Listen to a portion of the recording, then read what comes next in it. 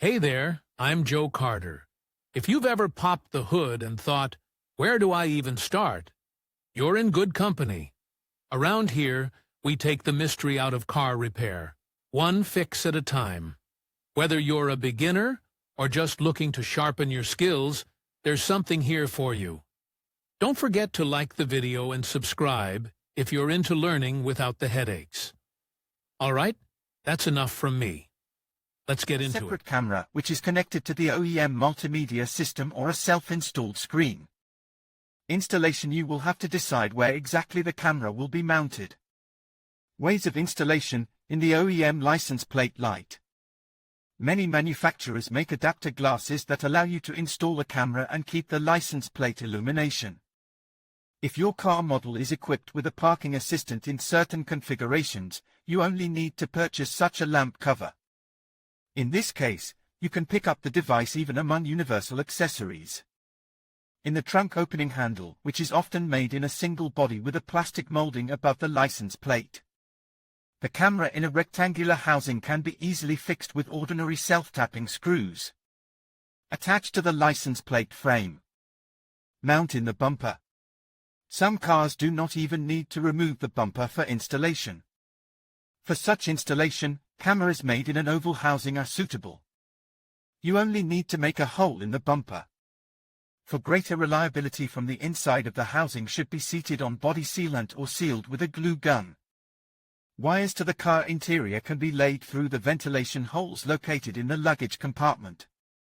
Additional equipment: one of the main problems is getting mud and ice on the lens. Even few OEM systems are equipped with such a useful feature as a camera washer. If you install the accessory in the trunk lid of the car, which has a rear window washer, it is very easy to realize the cleaning. You just need a T, which will be implanted in the standard washer line in front of the rear window nozzle. As a sprayer, you can take a compact nozzle from any suitable car. Since the lens glass is small, there is no point in using a fan nozzle.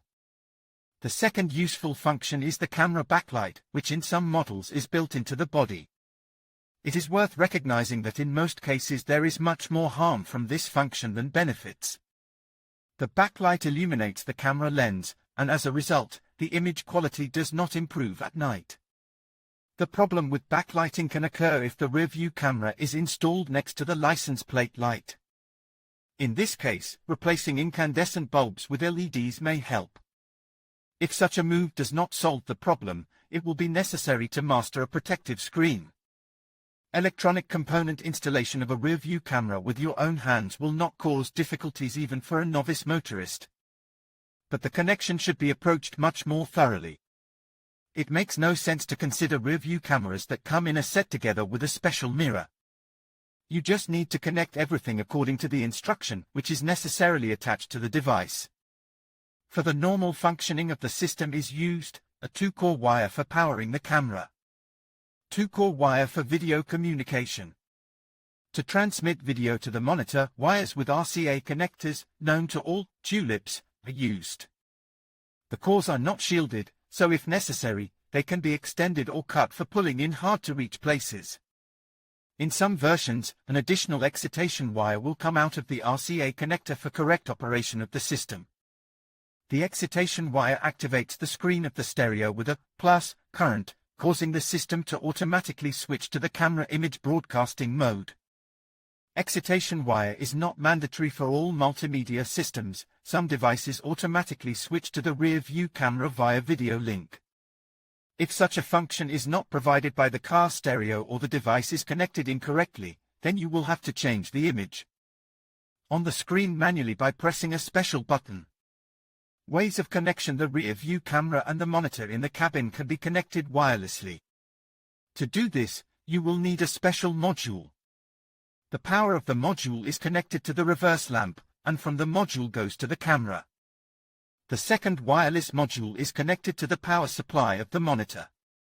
The disadvantage of this method is interference, often preventing the normal transmission of the image. Also, this method is not suitable for car stereos that require an excitation wire. Let's consider the classic version of connection in more detail. The essence of the above scheme is to connect the camera power supply to the reversing light, the voltage at the terminals of which appears only after the reverse gear is turned on. The connector, tulpan, is connected to the standard output on the magnet or screen, designed for video communication. The excitation wire must be connected to the output of the stereo, usually labeled reverse. You can find out whether the excitation wire is obligatory for your multimedia system from the technical documentation for the magnet. At this point, installation and connection with your own hands for most cars can be considered complete. Fault monitoring system lamp. What should you do if you have installed a rearview camera on your car and it only works when the car is turned off? Many modern cars, usually those with German roots, have a bulb fault monitoring system installed. A PWM controller sends rectangular positive pulses through the power wires of the lights, which help detect burnouts in the aft lights of the car. Since the lamps have inertia, current pulsations do not affect their operation. But the reversing camera will not work correctly with such interference. To prevent this effect, the camera should be connected to the reversing light via a relay powered from the cigarette lighter. The current there will be constant. In this case, the plus from the X lamps to the relay winding should be supplied only after rectification by a diode and smoothing ripples with a capacitor.